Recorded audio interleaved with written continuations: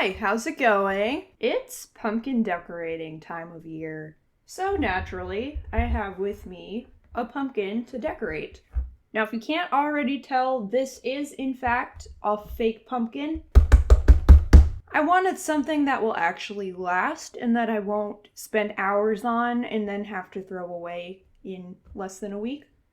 So I decided to go the fake pumpkin route. This is a foam pumpkin that I got at Walmart. It was marketed as being carvable, so we'll see if it actually is carvable because it doesn't really feel all that hollow. So I'm gonna do a little test to start off to find out if it actually is. And then I'm going to do a couple of different things. I'm going to paint a design on the front of this pumpkin, and I'm also going to cut out a little design, provided that it is actually hollow. Hopefully this will be fun. So without further ado, let's get into the project.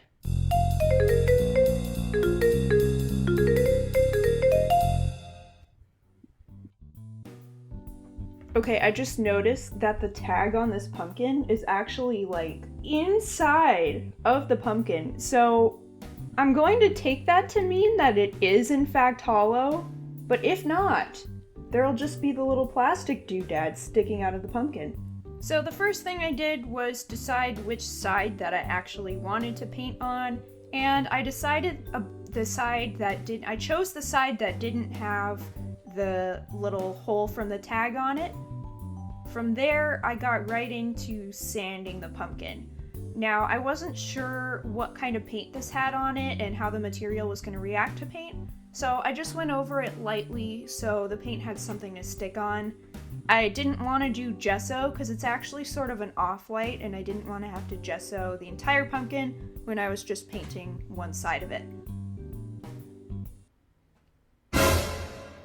I got out this lid to trace a circle on the bottom to cut. Didn't fit, so I got another lid. That one is much better.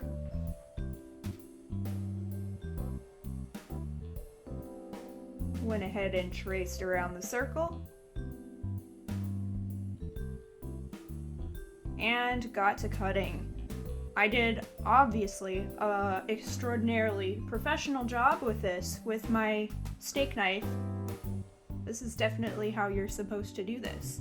Although, is there really a way that you're supposed to do this? It is just a foam pumpkin from Walmart.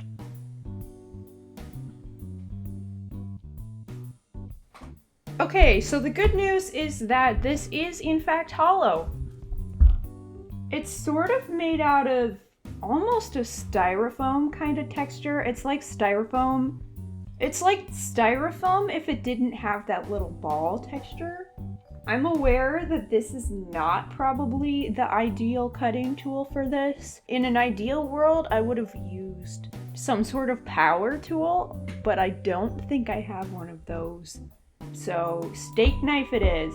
I remember one time I had to cut open a squash with a paring knife, and this experience was reminiscent of that. But that being said, my plan for this little base is to put 3 or 4 little tea candles in here, so then when I do the actual carving on the pumpkin, it will show up. I did end up going back in with the steak knife and kind of just rounding out the edges because I didn't like how choppy it was. And I also cut a little slit in the bottom so it was easy to remove again, and I was pretty happy with that. So I went through and cleaned up my workspace a little bit because all those little bits were driving me insane. A little more sanding just to make sure everything is good and sanded. So first thing I did art-wise was actually paint the stem of the pumpkin. Now, I didn't really mind the green color, I think it was nice, but I was really just picturing gold. So pretty simple, I just went in with some gold acrylic paint from Walmart and painted 1 coat of gold on the stem. I did end up painting a couple coats on it, and between the sanding and just the quality of the paint, that was enough. So now I'm getting into my actual design for this, which, as you can see taking shape, is a little house.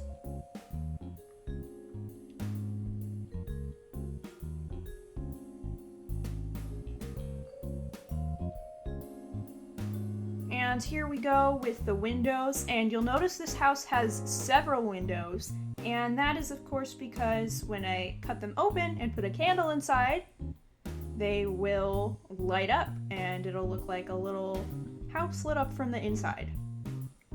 Did one more kind of diamond-shaped window on the top, and this is the sketch. So before I started painting, I actually went in and I cut out all the windows first because I didn't want to risk messing up my paint job. This, I feel like, went a little smoother than the bottom piece did. And that's just because it's easier to cut a straight line than it is to cut in a circle, especially with a tool like a steak knife. And here are cutout holes. So I cleaned up my workspace once again, and then realized I had not cut out the little diamond window, so I got the knife back out and did the whole process again.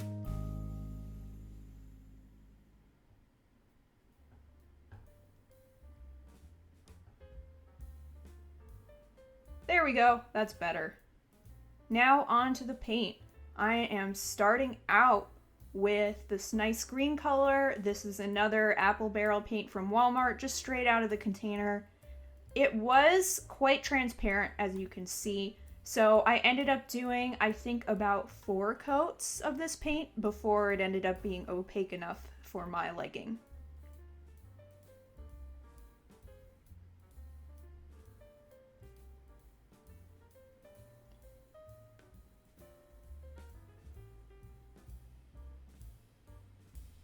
And once I had all my green on my house and I was content with it, I went in and I started with this brown paint to design a tree. Didn't like the shape of the brush that I used before, so I got out a different brush to do that. And this one I was a lot happier with.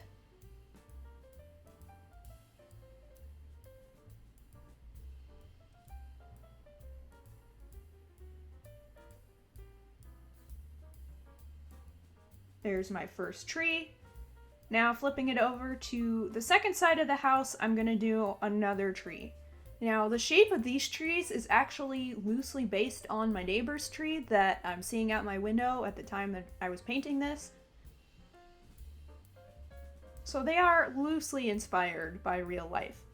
So this is the point where I got lazy and I broke out the Posca pens because I was just getting tired of how transparent the Walmart paint was. So I traced the tree trunks in with light brown Posca pen.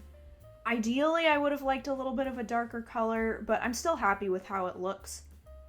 Then I touched up the white areas on my house, the little porch area with the columns, and the steps right there, and I ended up putting several coats of white on this too.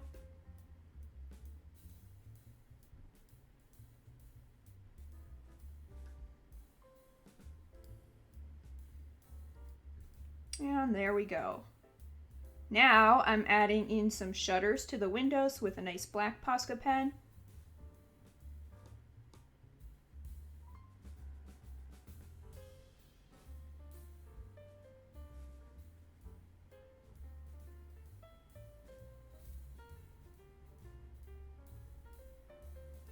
And finishing up with the door.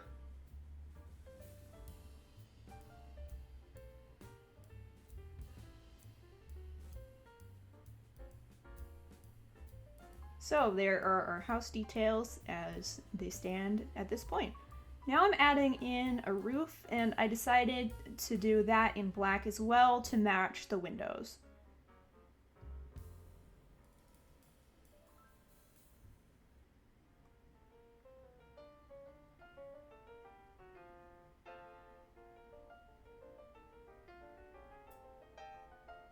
And underneath the roof, I added in this little white scallop detail.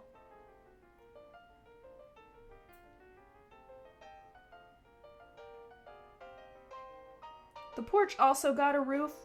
Honestly, in real life, now that I think about it, I don't know that this style of porch ever actually has a roof like this, but it's okay, I like the way it looks. Now it is time to add in the leaves on the trees. So originally my plan for this was to use my apple barrel paint and the brush that I used to do the tree trunk, but I just was not feeling it at this point. I wanted something super simple and quick, so I decided to do the leaves with Posca pens. And I wasn't sure at first how the leaves were going to turn out, but I honestly liked the level of detail I got by doing all these little dots. Moving on to the second tree.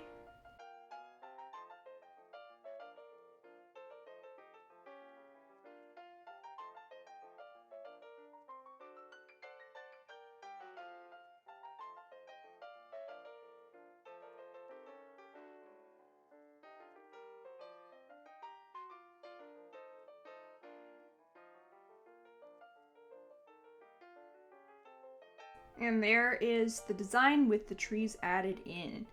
I added one last little white detail to this diamond window since it didn't have shutters, and then I went back in with orange and I added some more leaves, and I tried to focus the orange leaves kind of on the areas where there weren't so many red, so it would kind of balance out the tree.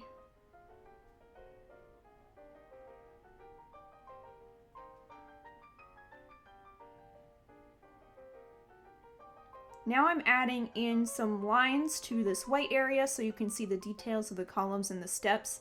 Don't look too closely at them, they're not straight at all. I know. It is so hard to draw on a pumpkin, you guys. And lastly, I'm adding in some yellow leaves to our trees.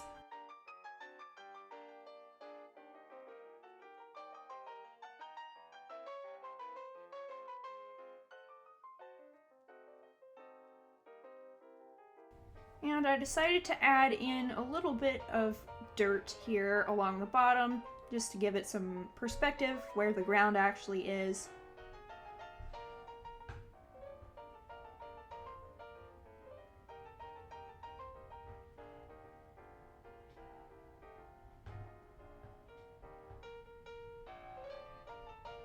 And there we go. Next up, I added a few falling leaves in all three colors. And I added a little pumpkin underneath one of the trees. Now, arguably the most important part of this piece is the addition of a little black cat. And also some little chrysanthemums on the other side. Adding in flowers for those, and adding in some leaves under the tree. I just realized I did not in fact paint any yellow leaves falling. I'm just gonna say they already all fell off.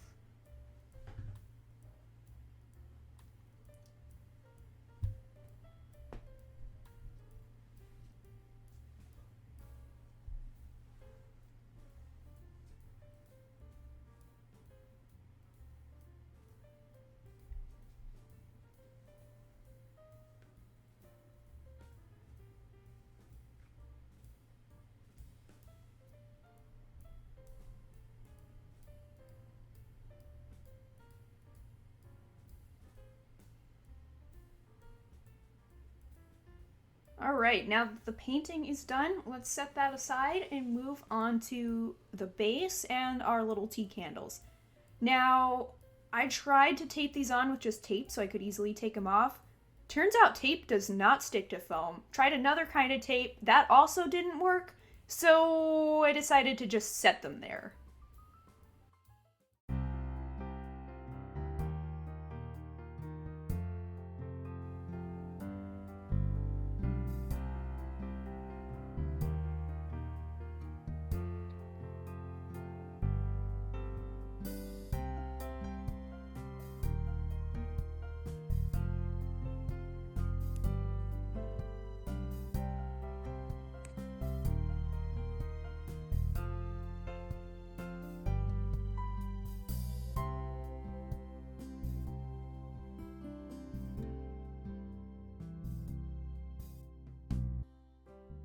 Alright, so here is our final result. Things that I would change.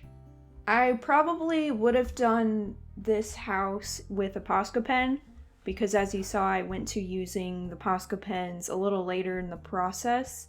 But that being said, I don't have this color in a Posca pen, So I'm happy with the color of the house anyways. Didn't do such a great job on the straight lines, but I'm drawing on a pumpkin, so I think it's okay. But the things that I like about this project, I'm honestly really happy with how the trees came out. I wasn't so sure if the Posca pen dot method was actually going to look like leaves. I thought it might end up looking like berries or something. But I think all put together it does look like leaves, and I think it's pretty. And my absolute favorite part of this whole project is the candles inside. Don't worry, they're not real. But it just looks so festive and lit up, and it's so cute. And I also really, really love the little cat. So here it is. If you liked that, let me know in the comments, give this video a like. If there's something else you'd like to see me do, let me know about that too. Also, by the way, I'm gonna start doing videos every other week instead of every week so I can try to spend a little bit more time on my projects.